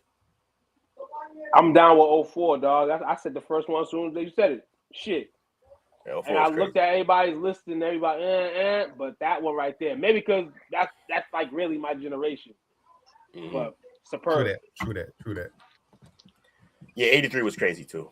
100%. I feel like you set this up because you had one that wasn't on the list. No, Okay. I like the one like my favorite was one with LT running like LT because of how badass he was. Yeah, that's the way the kick move that the tackles do right now. That's because of LT to be able to get out and to set the edge fast enough. Right. They implemented that because of him. And then you got Running Lott, who was all pro at cornerback and at safety. You don't see that too often. I forgot Lott played corner. And besides, the man said cut off the tip of his fingers so he can keep playing. No, he's a maniac. That guy's out of his mind. Yeah, for real though. And then you got the crazy eyes of Mike Singletary. He helped bring the championship to Chicago. And then Howie Long, the last time that the Raiders were even respectable. Yeah. Shout out to Dominique, baby. Fuck him. Get him. Come on the show, you punk. Trash. Damn. He's trash. Trash. I'm gonna go back to 2017, the Saints draft in particular. Oh my God. You damn right. I'm talking about my Saints. This guy's a homer. Rest already. We get it. Like pretty much the entire draft, like they hit every pick. Marshawn Lattimore, pick number 11. Ryan Ramczyk, pick number 32. Marcus Williams, pick 42. Alvin Kamara, pick 67. Crazy. Alex Anzalone, pick 76. Yeah. Trey Hendrickson, 103. You kept like 2 of those players. That's what I'm saying. You kept 2 of those players. Not like 3. What you mean? We kept them for multiple years. What you mean? They ain't Saint Hall of Famers. Alvin Kamara probably. Lattimore is. Kamara is. Marcus Williams cost y'all. Ramczyk retired the Saints. Hey, Marcus Williams cost y'all big. I mean, yeah. That missed tackle. That was ridiculous. Got to tackle Diggs, but he's wide open. Yep. Just fucking hit him. Mm-hmm. Yo, so I was locked up for that game. I watched that shit from a bunk. I was like, holy shit. He blew it. That was his rookie year, too. Yeah. Listen, I can go through the Dallas Cowboys draft, but I ain't even gonna do that. You know what I'm saying? I ain't even gonna hold you there. You know when your Patriots love. Good old 2000. Good old 2000, baby.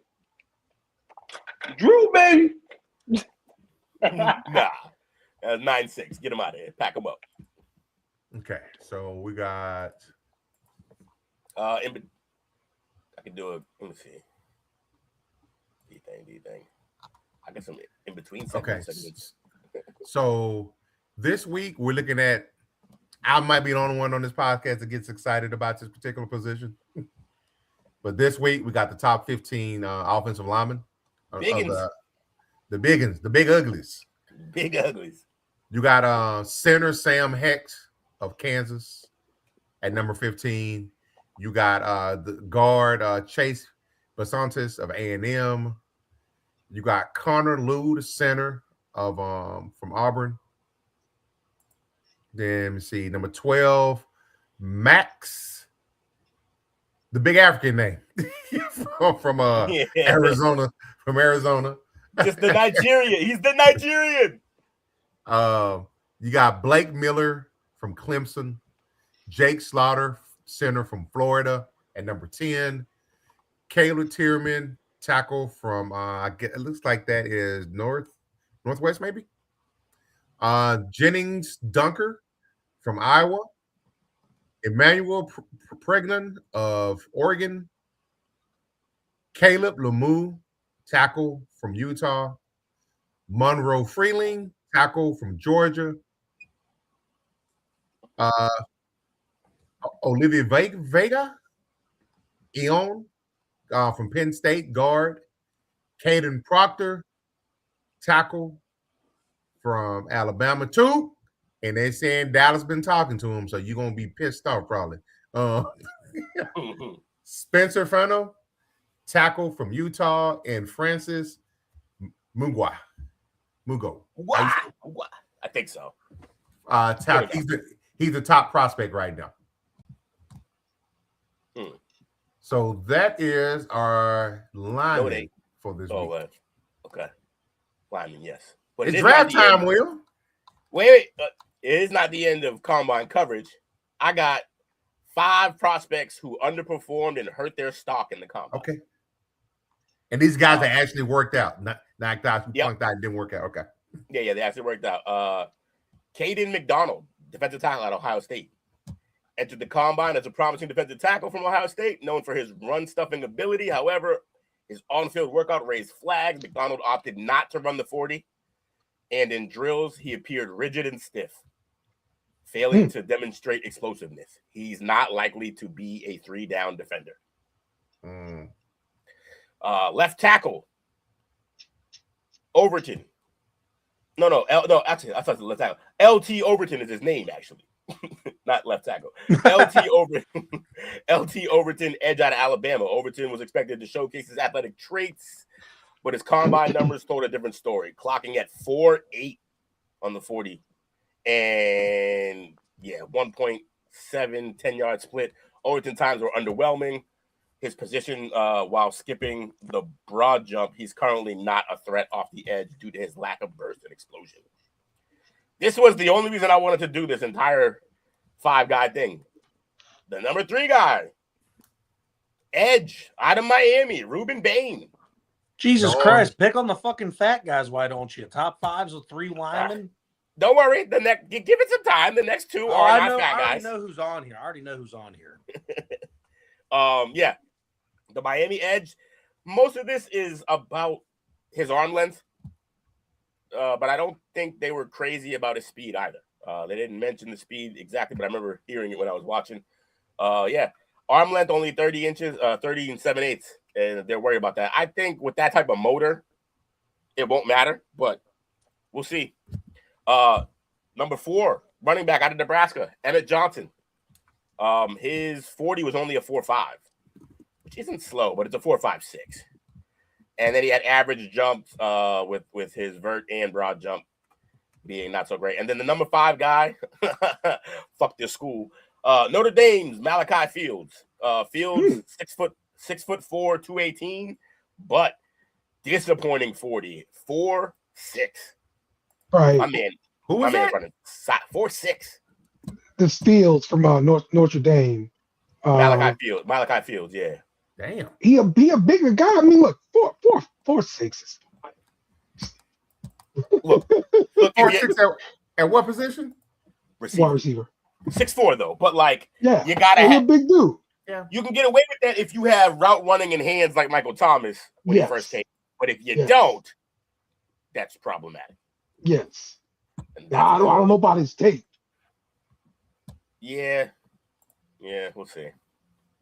So, but look, let Bain drop. All right, we're doing a mocky mock. Is that what we're talking about? Drop, baby, drop. I really thought Carnell Tate was going to be on that list because of the 40, but all right, I'll take it. They're still saying Carnell Tate also.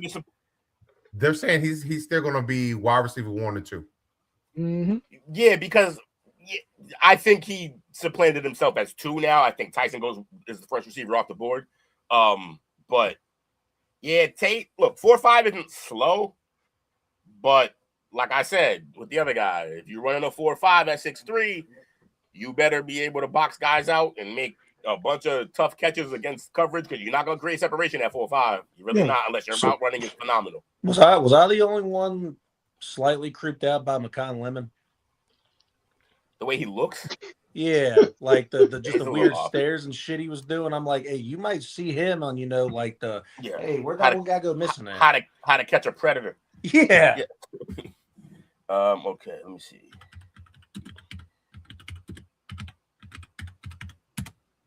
He don't have enough info for us. Old Lemon.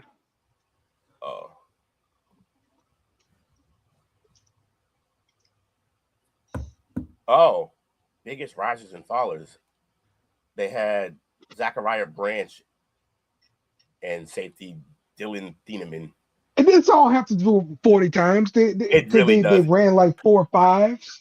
Yeah. Thieneman. Thieneman ran 4.37. And Branch, what did Branch run? I think he ran like a 4.5. Branch? Yeah. Let me pull him up. Yeah, pull that up, because anywho. Branch.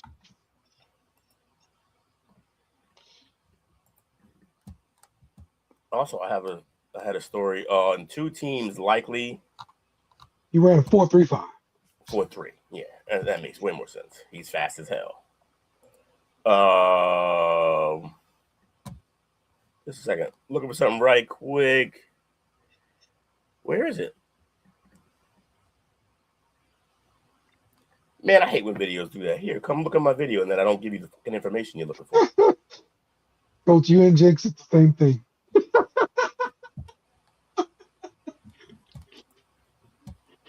I'm hearing Atlanta and Minnesota might be interested in Tua. So that was Minnesota wants a savior. They should have just kept Darnold. Yeah, they blew that. They know that.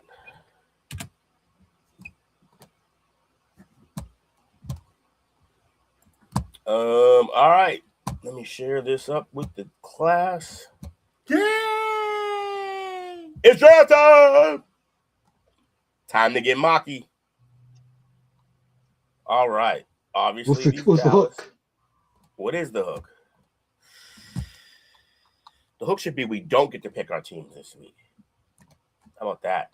You got to pick. Find a team. Find two teams. Everybody on the show, find two teams that you want, and they can't be your team. I want the Chargers and the Panthers.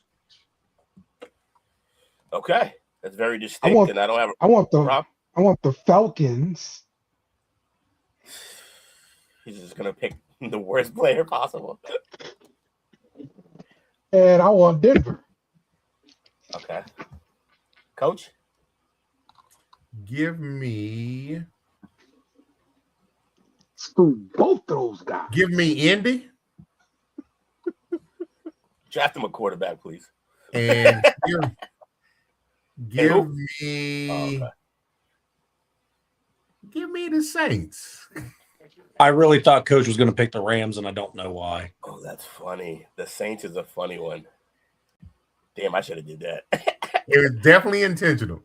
I know. All right, so we got 1, 2, 3. We got 3 each, so I got to pick one on each to make it.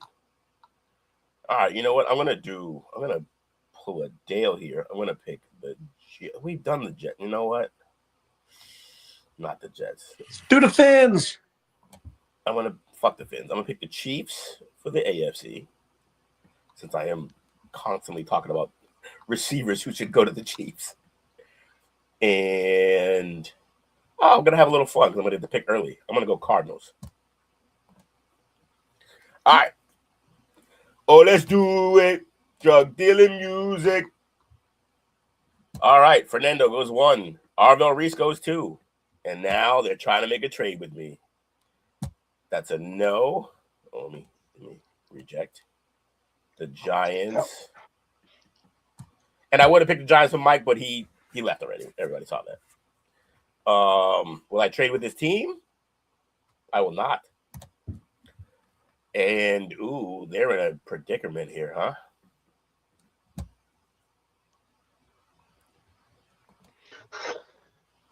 Who do they need? Quarterback. Yeah, not from this draft. Not this early. Not anymore. When those was gone. Do they take the wide receiver? Do they take Tate? I think it's either going to be wide out or running back for them. And I think they will lick their shot. This is too high for him now, knowing what I know about his 40, though. Yeah. Ah, man. All right. You know what? Let me see. You know what? Yeah, it ain't my team. Bailey went next. Sonny Styles to New York. Ooh. Caleb. Yeah, they're cooking. Let's see. Pick 28, pick 38, pick 59. That's all. You know what? I'm going to pass. I know who I want. I know who I want to take. Who you going to take? I'm going to take Jeremiah Love. I knew it. Jeremiah Love. I knew it. Fuck you, Dale. Okay. No, we got some rebuilding to do here in Kansas City. We're not going to be taking trades of this sort. Or this. It's often Coach the same package. Yeah, they're trying to move up, huh? Who they trying to take? I don't know. All right. So I got some decisions to make. They do need. Oh, this is a match made in heaven. Kenyon Sadiq goes to the Chiefs. Yep.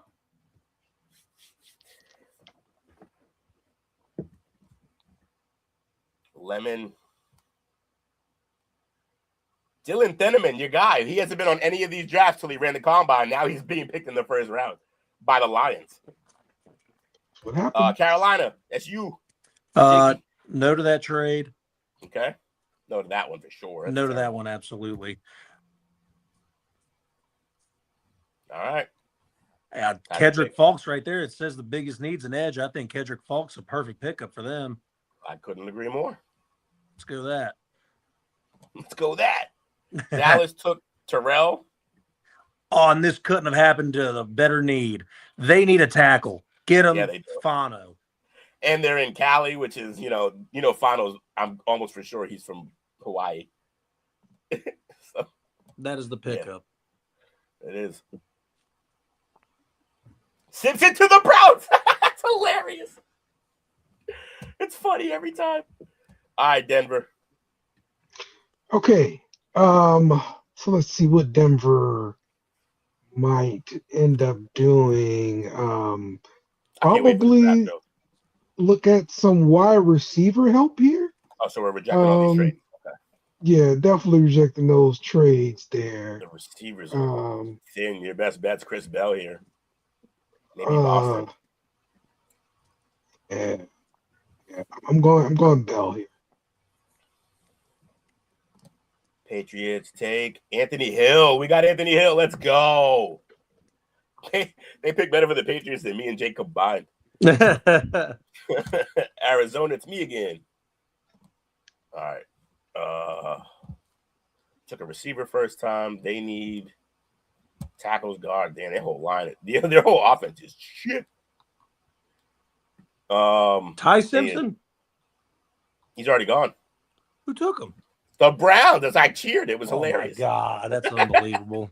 Such a Browns pick. It went too fast for me. I missed it. Yeah. So, do I go guard because he's rated higher, or do I set the edge for them with that tackle? You might have to build it from the inside out, because we don't know who the quarterback's going to be. So why protect them? I would go with the best of the prospects. Yeah, it's fair. Is that what you're implying? That we're not doing? Let's not even protect them. Yeah, Texas A&M. Plus, it's Texas A&M versus Arizona State. So, all right, back to me again. No, we're not doing this. No, we're not doing this. All right, I gave him a tight end. They need a defensive tackle and an edge. Whew. Why is it me specifically who's always drafting TJ Parker? I don't understand. Every time. Will needs a jersey. Apparently, I'm a TJ Parker fan. I had no idea. I like what I did for the Chiefs. By the way, I think Sadiq to the Chiefs is a very real possibility. He's probably still going to be there at 9. Don't reject that one yet. I'm interested in that one. Okay. You do move up later, and then you only move back 7 spots. All right, so I'm rejecting that one. This one, nah, this is whack. You should reject this. Yeah. This one I could see. What is showing that they need? Edge, guard, wide receiver, cornerback, tight end.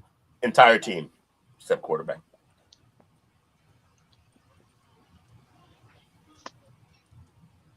Let's take that one. Take this trade? Okay. Yeah. Halsey went. I took Chris Johnson. Okay. Indy's first pick. Coach, did you forget that Indy didn't have a first round pick when you picked them? Yeah, I did. Unfortunate. So you're drafting, right? Because you already didn't have a first round pick. Yeah, I'm drafting for this exercise. I was a gambling man. I'm taking all that shit. It's a lot of stuff. It's all for next year, but it's good stuff for next year. Oh yeah. Yeah, but it's all for next year because the Jets are not going to be good this year still. Nah, so. they're still not going to have a quarterback.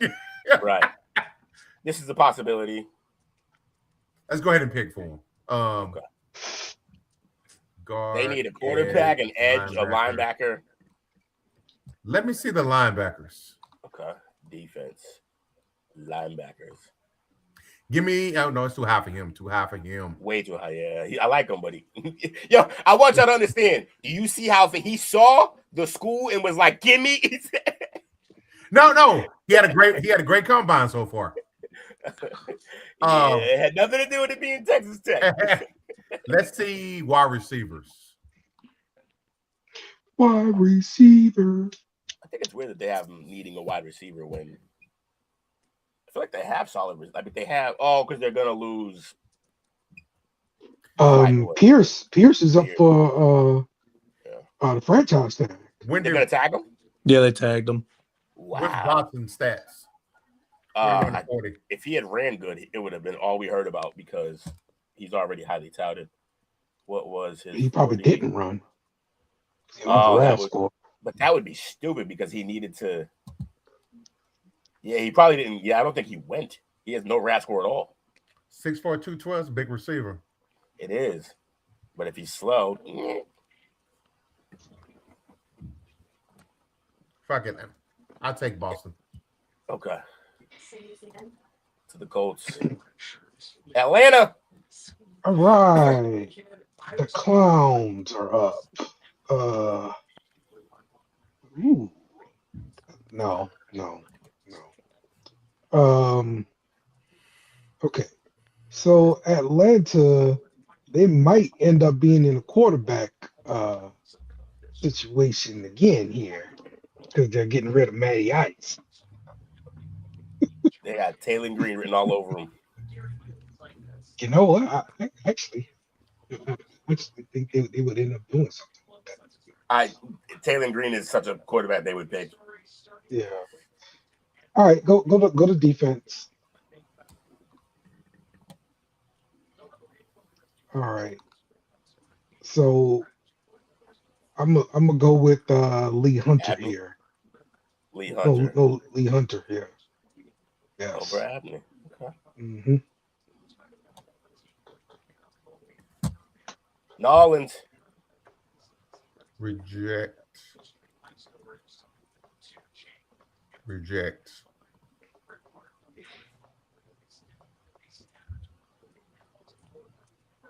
They need an edge, guard, receiver, cornerback, tight end. None of those are up here. They need a cornerback, right? Oh, I guess they do. Yeah, Abby. Give me Abney. Arizona State, here he comes. You picking Abney? Yeah. Carolina. Jakester. I don't want that one. No.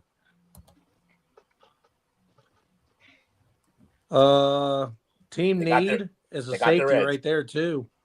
Yeah. That seems like the move to me. Let's go Toledo. Toledo. Jake's job has been easy. He just picked best player available both times because they needed it. It just makes sense every time.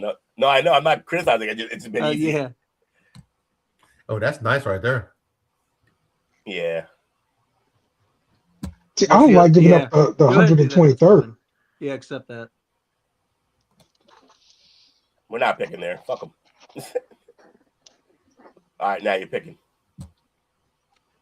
Oh, they took Chris Brazzell. Okay. That's a weird pick for them. Yeah. They have 3 receivers under contract who are going to be there. Unless they, for some reason, move on from Moore. But they have Moore, And I think they do. I think they move on from wow. Will, can I see the edges? See the edges.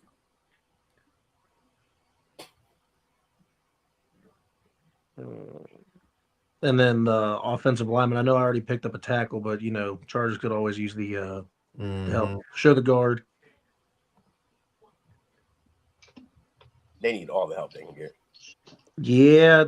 Oh, that's that mullet dude right there. Go ahead and do that for the Chargers. That'd be fun. Jennings Duncan. That a mullet dude. That's bad value though at this time. But it is, but I mean, let me see what the safeties look like though. Who is safeties left? Do that. They do need a defensive tackle, and he's a higher ranked player here. Yeah, that's fine. Do that. Yeah, give him a Georgia guy. Ow. Ted Hurst. Denver. We definitely rejecting that one. Ooh. That makes sense. This. Give me. You got to accept this, yeah. Like, you have to. That's a great pickup.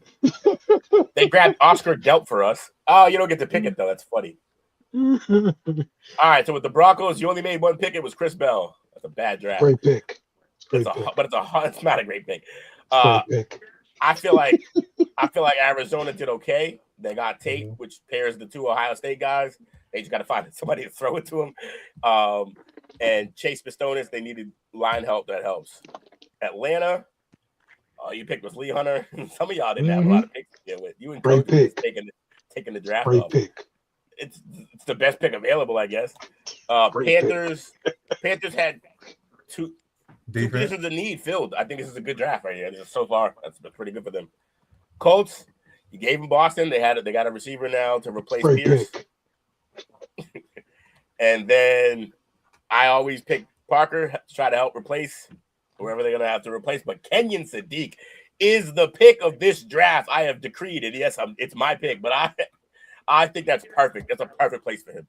Because not only does he give you the future replacement for Kelsey, but he gives you breakaway speed at the tight end position, man. That is something that they have never had before. Like, Kelsey's good, but he's not fast. And it might extend Kelsey's career a little bit longer. Yeah, because then you can run them together. And yeah, although neither of them really block, so we'll see.